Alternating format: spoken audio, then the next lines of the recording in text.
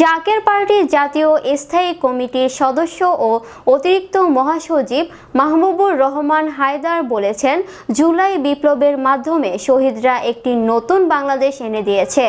সেখানে অন্তর্বর্তীকালীন সরকারের দায়িত্ব শুধু তড়িঘড়ি করে নির্বাচন দেওয়া নয়, বরং নির্বাচন ব্যবস্থা, রাজনৈতিক সংস্কৃতি এবং নির্বাচন কমিশনকে শতভাগ সংস্কার করে জনগণের বহুল কাঙ্ক্ষিত একটি নিরপেক্ষ নির্বাচন দেওয়া। ইতিমধ্যে নির্বাচন কমিশনকে সংস্কার করার জন্য জাকের পার্টির পক্ষ থেকে 14 দফা সংস্কার প্রস্তাব আমরা দিয়েছি। এর মধ্যে দুটি প্রস্তাব সবচেয়ে গুরুত্বপূর্ণ। একটি হচ্ছে ই-ভোটিং পদ্ধতিতে নির্বাচন এবং অপরটি হচ্ছে ব্লকচেইন টেকনোলজি পদ্ধতিতে নির্বাচন।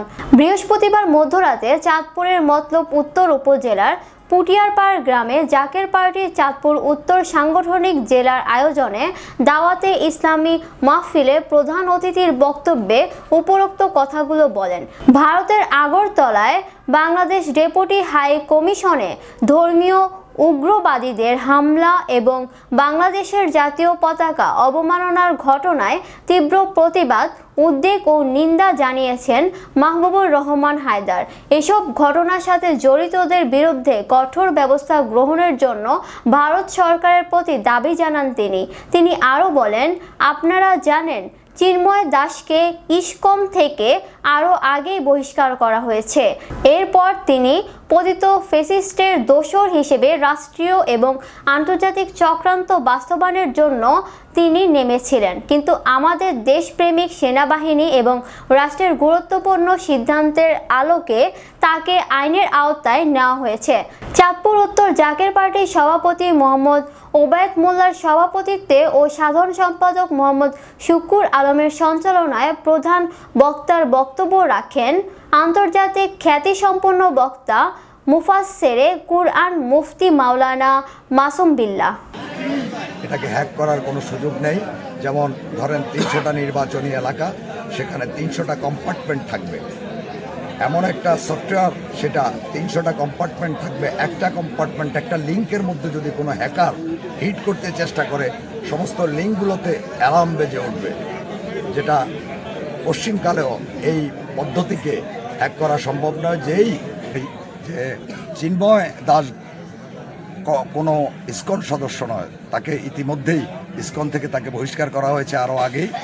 এরপরে সে আমাদের দেশের পতিত সরকার, পতিত ফ্যাসিস্টদের দোসর হিসাবে এবং রাষ্ট্রীয় এবং আন্তর্জাতিক চক্রান্ত বাস্তবায়নের জন্য উনি নেমেছিলেন, কিন্তু আমাদের দেশপ্রেমিক সেনাবাহিনী এবং আমাদের রাষ্ট্রের যে গুরুত্বপূর্ণ সিদ্ধান্তের আলোকে তাকে আইনের আওতায় নেওয়া হয়েছে।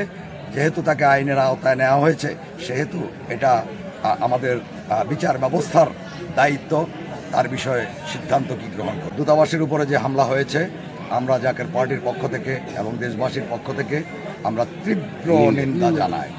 বঙ্গের মুখ্যমন্ত্রী মমতা ব্যানার্জি বাংলাদেশের আভ্যন্তরীণ বিষয়ে নাক গলানোর জন্য যে জাতিসংঘ বাহিনীকে আহ্বান করার জন্য তার সরকারের কাছে তিনি আবেদন করেছেন, আমরা তারও তীব্র প্রতিবাদ জানাই এবং একই সঙ্গে আমরা এটা স্মরণ করিয়ে দিতে চাই, পৃথিবীর সমস্ত রাষ্ট্রের দূতাবাসগুলো যে দেশে থাকে সে দেশেই সেই দূতাবাসগুলোকে রক্ষা করার দায়িত্ব জাতিসংঘ সনদে উল্লেখিত আছে।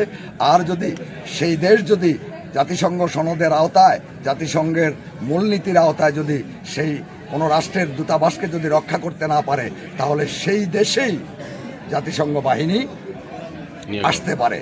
সেই ক্ষেত্রে আমরা মনে করি যে ভারত সরকার যদি এবং পশ্চিমবঙ্গ সরকার, ভারতের স্টেট রাজ্য পশ্চিমবঙ্গ